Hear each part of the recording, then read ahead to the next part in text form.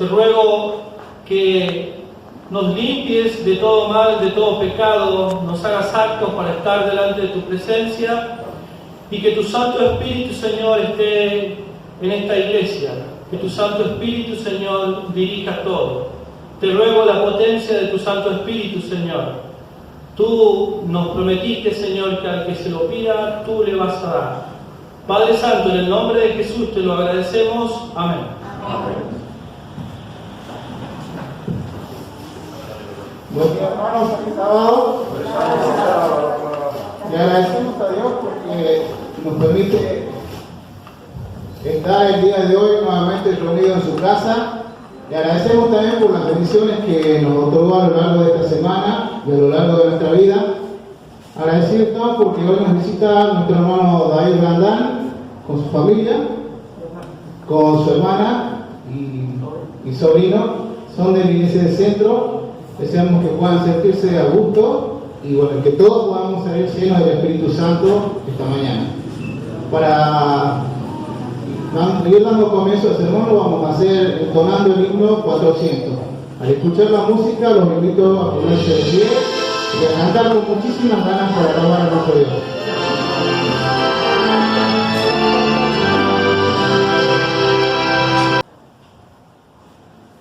Feliz sábado, queridos hermanos. La verdad que es una hermosa iglesia. Yo visité la iglesia hace, será 15, tal vez 20 años, ¿sí? Todo cambiado. Muy hermosa la iglesia. Dios les bendiga, queridos hermanos. Mi nombre es David Brandán, ¿sí? Como me presentó el hermano. Soy miembro de la iglesia central. En esta mañana de sábado vamos a compartir la palabra de Dios. Vamos a buscar en el libro de Daniel, el capítulo 12. En Daniel, el capítulo 12, vamos a leer el versículo 3. Daniel 12, 3.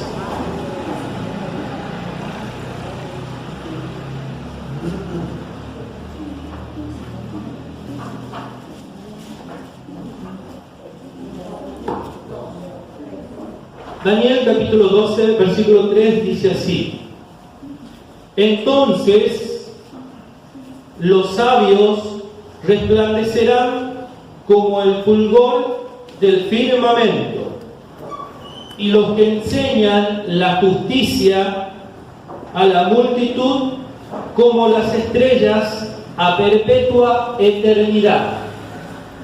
El profeta Daniel, Dios le mostró, inspirado por el Espíritu Santo, que en el final de los tiempos van a haber sabios que van a resplandecer como el fulgor del firmamento. Para que nos ambientemos un poquito, van a resplandecer como resplandeció Moisés luego de verlo a Dios cara a cara, luego que contempló la gloria de Dios. Entonces el pueblo no lo quería ni mirar a Moisés, al punto que después se tiene que poner un velo para que poder presentarse ante él, porque tenían miedo, porque había estado en la presencia de Dios. Entonces el libro de Daniel nos está diciendo eso, que los sabios van a resplandecer como el fulgor del firmamento, y acá viene el tema central, el título del tema central. Y los que enseñan la justicia a la multitud, los que enseñan la justicia a la multitud, como estrellas a perpetua eternidad, es decir, eternamente. Los que enseñan la justicia a la multitud. ¿Quiénes son los que enseñan la justicia a la multitud? Pregunta número 1. Pregunta número 2. ¿Qué es la justicia? ¿Qué es la justicia? Y cuando nosotros hablamos de la justicia divina, de la justicia de Dios, de la justicia de Cristo, de la justicia humana, de la justicia de los fariseos, no son lo mismo, ¿sí? Entonces nosotros, el pueblo, si nosotros somos el pueblo que enseña o que va a enseñar la justicia de la multitud, debemos conocer la justicia. Y debemos conocer en forma específica, tener un mensaje bien claro, porque esto es lo que trae este mensaje de la justicia. Al final vamos a compartir las citas. Vamos a entender, hermanos, qué es lo que es la justicia, y este cofre me viene de 10 a 1000 porque no veo de uno, no hay pizarra, no tenemos, bueno, PowerPoint, no hay cañón tampoco, así que este cofre me va a venir de 10. Este cofre va a representar el arca del pacto. Todos conocen el arca del pacto, ¿no? ¿Sí? El arca del pacto donde estaba la ley de Dios. Muy bien. Este cofre va a representar el arca del pacto.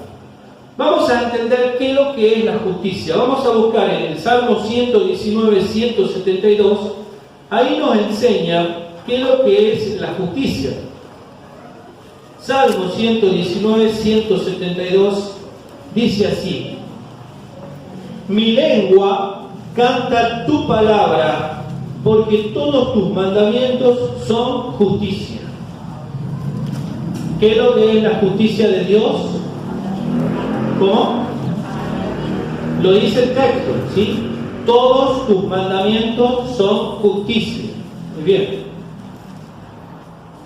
Vamos a confirmar otro pasaje en Isaías 51:7.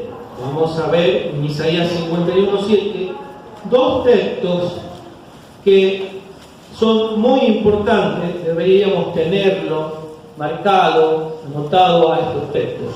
Isaías 51:7 dice así: oídme, los que conocéis justicia, pueblo en cuyo corazón está mi ley. No temáis afrenta de hombre, ni desmayéis por sus reproches. Nuevamente, el libro de Isaías 51:7 vuelve a decir: oídme los que conocéis justicia, pueblo en cuyo corazón está mi ley. ¿Sí? Entonces, la justicia de Dios, y hay muchos otros textos que lo confirman, es su ley. La ley es la justicia de Dios. ¿Sí? Ahora, la justicia de Dios, la ley de Dios, que representa la justicia, justicia y ley es lo mismo. Cuando es transgredida, ¿qué es lo que pasa? Lo sabemos todos. ¿Qué pasa cuando la ley es quebrantada? ¿Qué es lo que es quebrantar la ley? ¿Qué es lo que es? Pecado. Porque la definición del pecado, todo el que transgrede la ley, quebranta la ley, comete pecado, pues el pecado es la transgresión de la ley. Bien, cuando nosotros quebrantamos la ley, estamos haciendo injusticia, estamos quebrantando la justicia.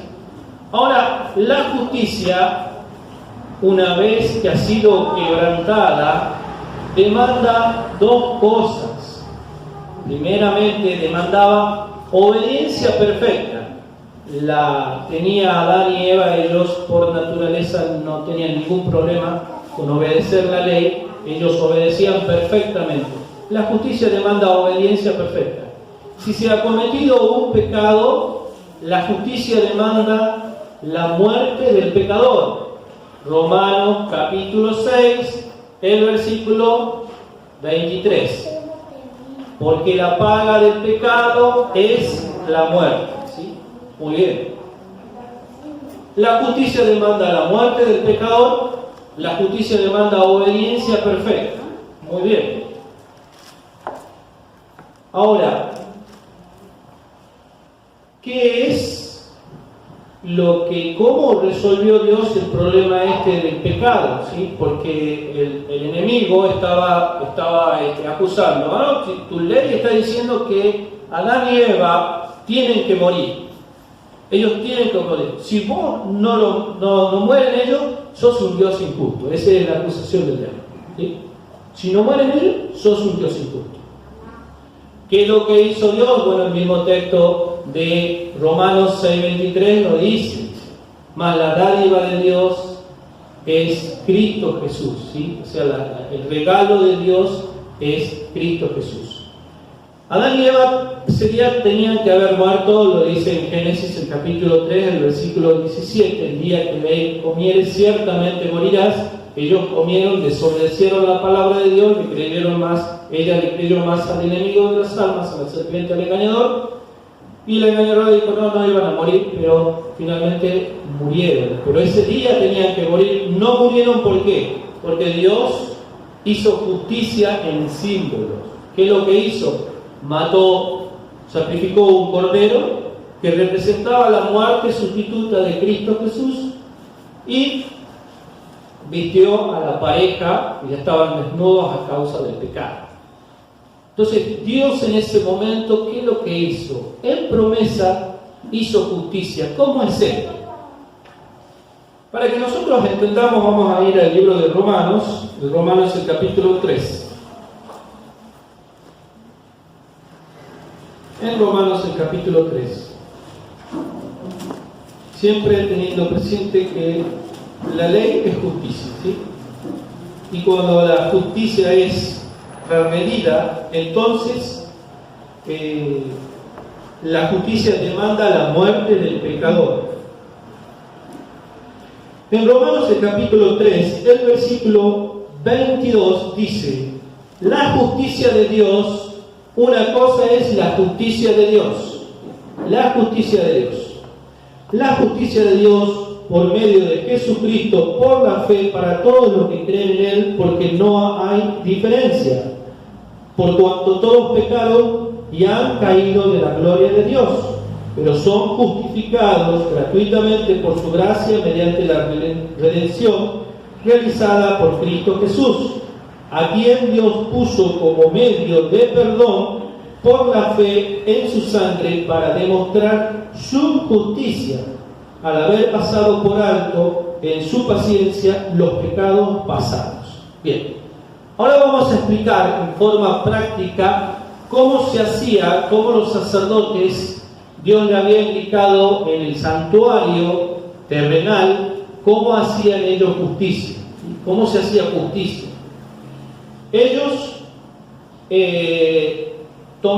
venía la víctima, traían la víctima, la degollaban, le tomaban la sangre. Vamos a agradecer a la hermana por el vaso también, por el agua. Recogían la sangre y ingresaban al lugar santísimo. Ahí estaba el arca del pacto, y el arca del pacto contenía la ley demanda la muerte del pecador, ¿sí? Entonces la sangre de la víctima se rociaba en el arca del pacto, en el propiciatorio, en el medio, ¿sí? Y entonces, ¿qué es lo que se hacía ahí? Se hacía justicia. Ahí se hacía justicia. ¿Por qué se hacía justicia? Porque la ley transgredida demandaba la muerte del pecador, la sangre del pecador. Entonces, con esa víctima sustituta derramada de esa sangre, se traía hacia el arca del pacto y la ley quedaba satisfecha, es decir, se hacía justicia. ¿Se entiende, hermano? ¿Se entiende? ¿Sí? Muy bien. Esta es la justicia de Dios. Esta es la justicia de Dios. Ahora, ¿cómo nosotros nos apropiamos de esta justicia? Por la fe, lo dice el texto de Romanos. Es decir, que ese acto de Dios de no darnos muerte a nosotros y entregar a su Hijo, entregar la vida de Cristo, Cristo entregarse como nuestro sustituto y Cristo pagar las demandas de la justicia, ese acto de misericordia es la justicia, ¿sí? Yo no vengo a traerle un evangelio, hermano, de legalismo. No es un evangelio de legalismo. El evangelio tampoco es un evangelio de gracia barata, en donde se predica salvo por la fe, salvo siempre salvo, pero la ley allá olvidada. El evangelio es íntegro. Es ley, justicia, la misericordia de Dios, la sangre de Cristo, paga las exigencias de la justicia. La justicia, la ley es exaltada, vindicada, ¿sí? Satisfecha, entonces Dios con ese acto nos puede ofrecer su justicia. ¿Se entiende, hermano? Con ese acto de misericordia, el Señor nos ofrece su justicia. ¿Y cómo tenemos que apropiarnos de esta justicia? Un texto muy importante en la vida de un patriarca es en Génesis, el capítulo 15, el versículo 6. Génesis 15, 6. Génesis 15, 6, ahí está el padre de la fe, el patriarca Abraham.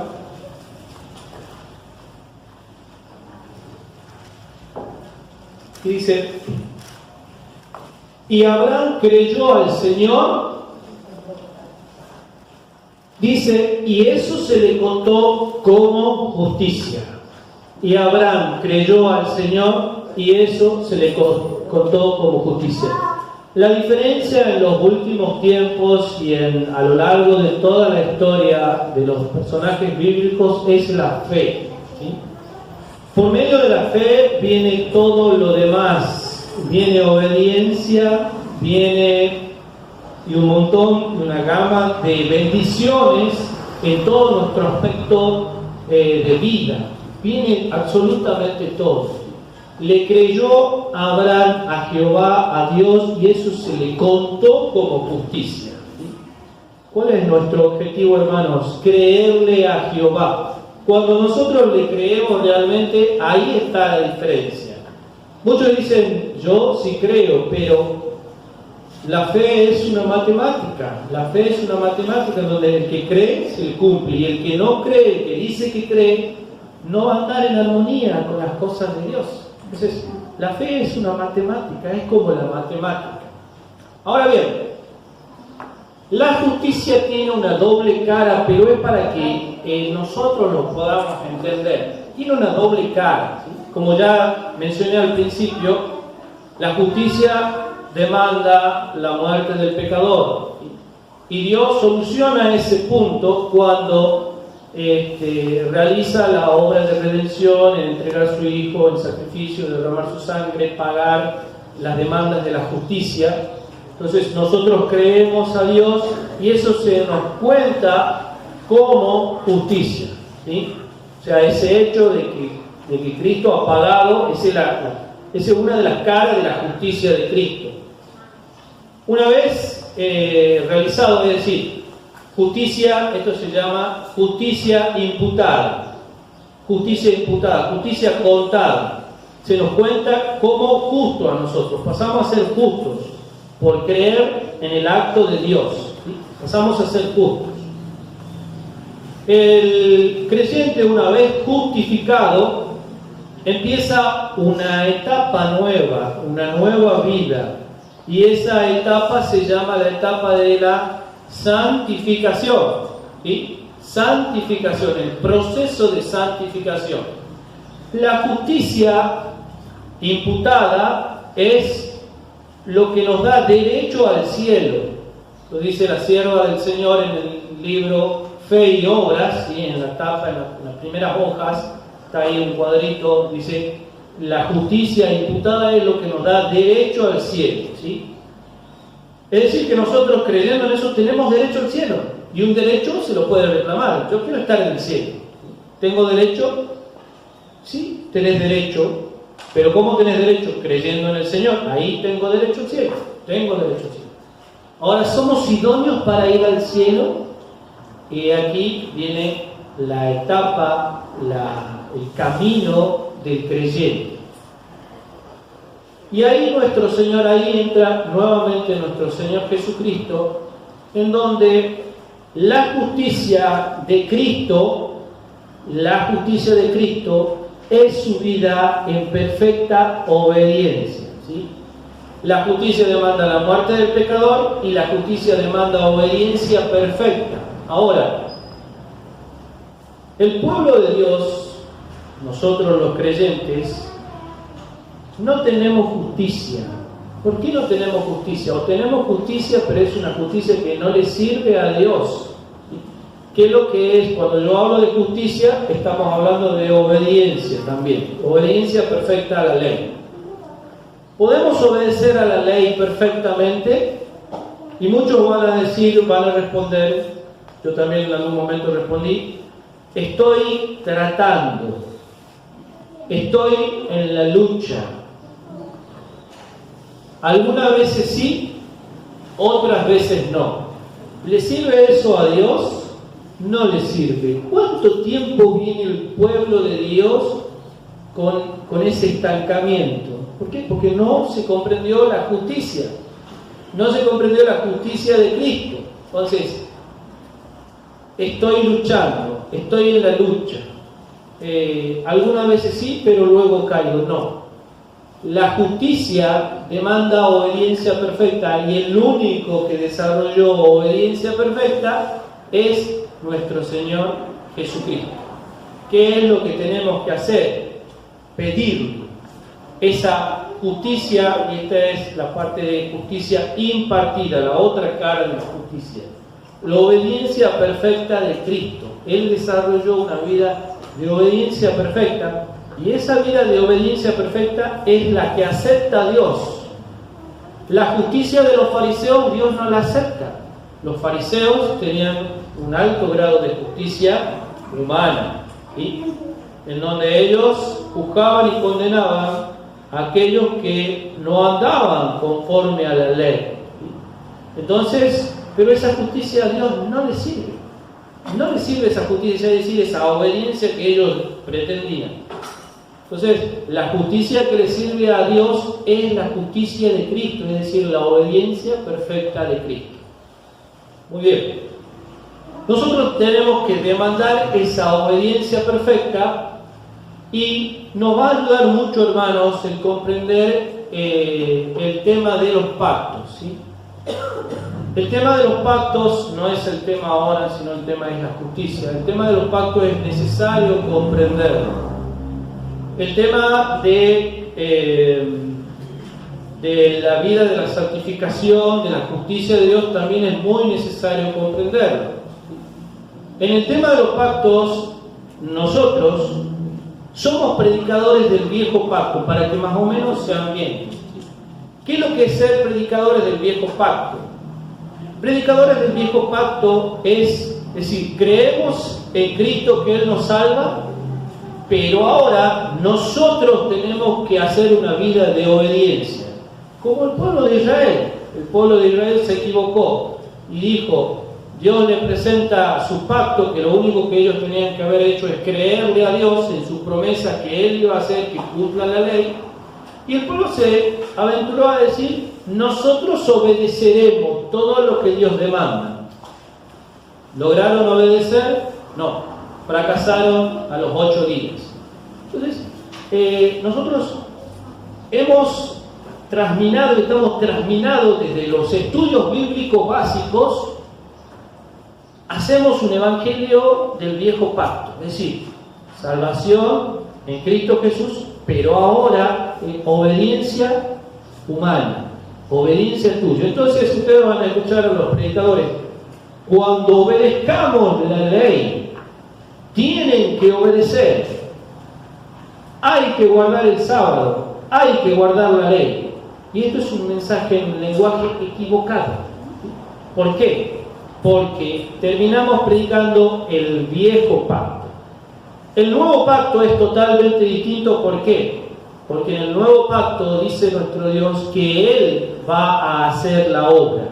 Él hará, Él limpiará. Yo haré que andéis en mis estatutos, en mis mandamientos, los guardéis y los pongáis por obra. Esta era la vida de Cristo. Vamos a ver 2 pasajes, ¿sí? Vamos a ver en San Juan capítulo 14, el versículo 10, en San Juan capítulo 14, el versículo 10, nos dice cómo Cristo Jesús, hombre, vivía por la fe en Dios el Padre. San Juan 14, el versículo 10 dice así: ¿no creéis que yo soy en el Padre y el Padre en mí? las palabras que os hablo, no las hablo de mí mismo, sino que el Padre que mora en mí, Él hace las obras. ¿Quién hace las obras? El Padre es el que hace las obras. Entonces, lo que nosotros debemos renunciar al Evangelio del Viejo Pacto, ¿sí?, a una salvación de fe más obras humanas, de justicia humana, y debemos aceptar el Evangelio de solamente fe. ¿Qué es esto de solamente fe? Fe, somos justificados por la fe y somos santificados por la fe. ¿Y qué es lo que tenemos que hacer?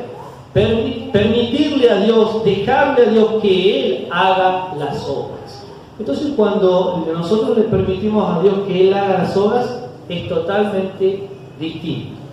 Y entonces ya podemos decir como Cristo, y vamos a decir como Cristo, el Padre o Cristo Jesús, Él hace las obras. Entonces esas obras van a ser perfectas, esas van a ser unas obras de fe, y vamos a reclamar la obediencia perfecta de Cristo, la justicia de Cristo, ¿sí?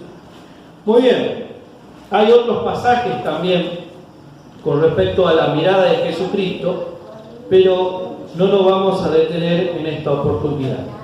Muy bien, cuando nosotros hablamos de la justicia de Dios, estamos hablando de la ley de Dios, de las demandas de la ley, y el Señor, la demanda de la ley demanda la muerte del pecador, ya está solucionada esa demanda. Ahora la ley demanda la obediencia perfecta, también está solucionada esa otra cara o etapa de lo que es la justicia. Entonces, como consecuencia de este mensaje, es un mensaje de alivio, es un mensaje es muy fuerte el mensaje que la iglesia tiene, que la iglesia ha recibido, el mensaje de la justicia de Dios. Por eso dice, los que enseñan la justicia a la multitud. Enseñar la justicia a la multitud no es enseñar la ley de Dios, sino enseñar lo que Dios hizo para satisfacer las demandas de la justicia de su ley, ¿sí? Entonces, cuando nosotros enseñamos eso, entonces es otro evangelio, el evangelio en forma correcta, ¿sí? Y entonces no tenemos un evangelio legalista, no tenemos un evangelio de fariseos, sino un evangelio que lleva al mundo, que arrasa con prácticamente todo. ¿Por qué todo? Porque arrasa con todo tipo de pecado, arrasa con todo tipo de debilidad, arrasa con todo tipo de mal. Ese evangelio arrasa con todo, por eso ya voy a leer la cita, es el fuerte pregón, eso es lo que tenemos que levantar, la justicia de Dios.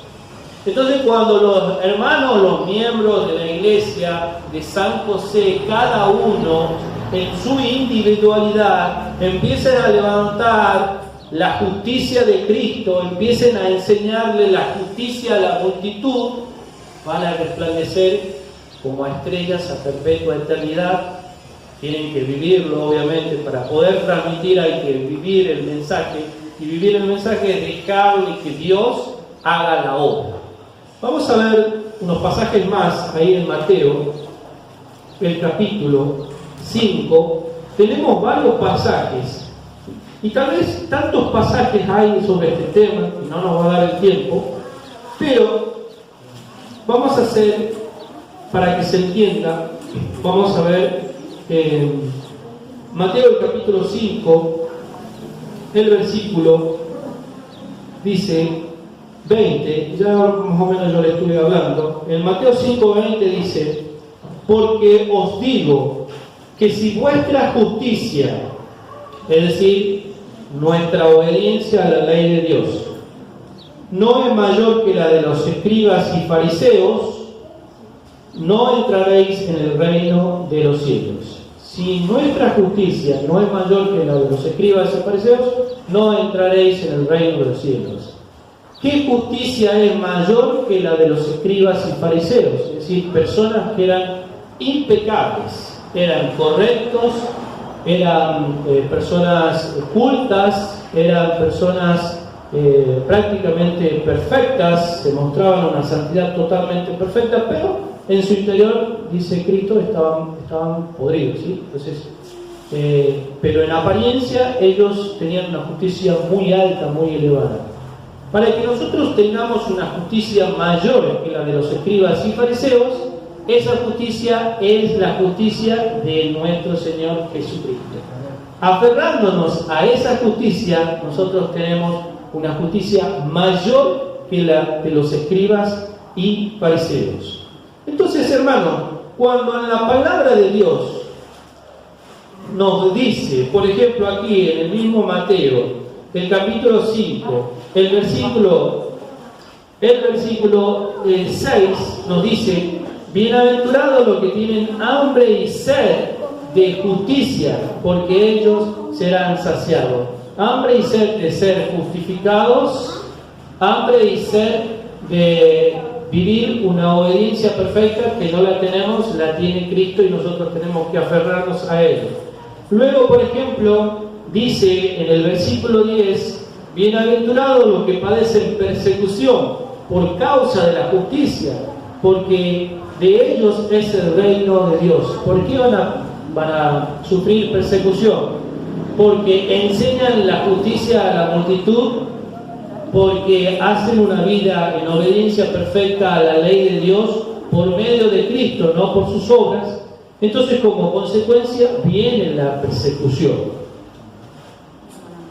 Y finalmente, cuando nosotros hablamos en los estudios bíblicos, por ejemplo, citamos el texto en los estudios iniciales, cuando citamos Timoteo, 2 Timoteo el capítulo 3, el versículo 16, que dice Timoteo 3:16, dice: toda escritura es inspirada por Dios y es útil para enseñar, para instruir, para corregir, para enseñar, para redarguir, para corregir, para instruir en justicia, a fin, está hablando de la justicia de Dios, ¿sí?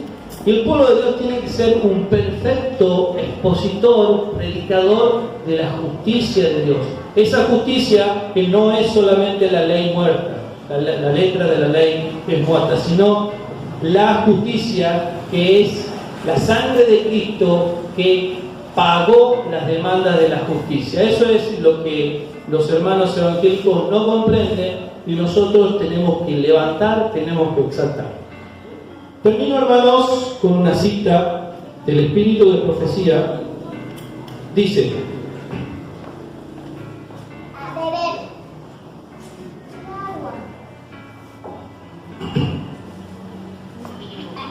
el tiempo de prueba está precisamente delante de nosotros, pues el fuerte pregón del tercer ángel ya ha comenzado. El fuerte pregón es la fuerte voz, eso es lo que significa. Se va a dar un fuerte pregón, una fuerte voz. Eso es lo que significa el fuerte pregón. Es decir, va a haber una predicación fuerte. Ese es el fuerte pregón. El fuerte pregón del tercer ángel ya ha comenzado en la revelación de la justicia de Cristo. En la revelación de la justicia de Cristo. El fuerte pregón ya ha comenzado. Esto lo estaba escribiendo Elena de White en el siglo XVIII, ¿sí? Entonces, ya ha comenzado. ¿En dónde? En la revelación de la justicia de Cristo. El Redentor que perdona los pecados. Este es el comienzo de la luz, cuya gloria llenará toda la tierra. Este es el comienzo de la luz, cuya gloria llenará toda la tierra. El mensaje de la justicia de Cristo ha de resonar de un extremo de la tierra hasta el otro, para preparar el camino del Señor. Esta es la gloria de Dios que termina la obra del tercer ángel. Esta es la obra de Dios que termina la obra del tercer ángel. El fuerte pregón, el mensaje de Apocalipsis 18, el mensaje de los tres ángeles, es la justicia de Cristo, la revelación de la justicia de Cristo. Mis queridos hermanos, este ha sido el tema de esta mañana.